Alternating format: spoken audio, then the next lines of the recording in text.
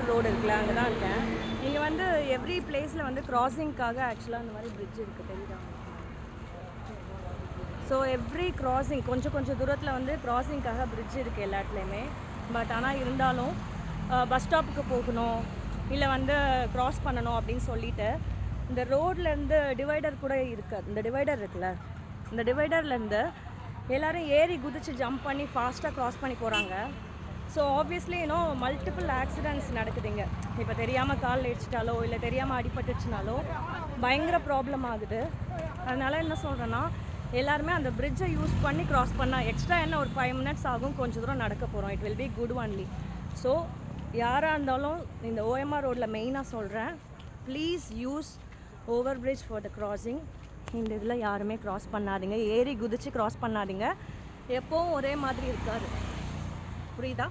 Seriously very very risky. So கிராசிங்க்கு எப்போவுமே safety மெஷர்ஸை use பண்ணுங்க.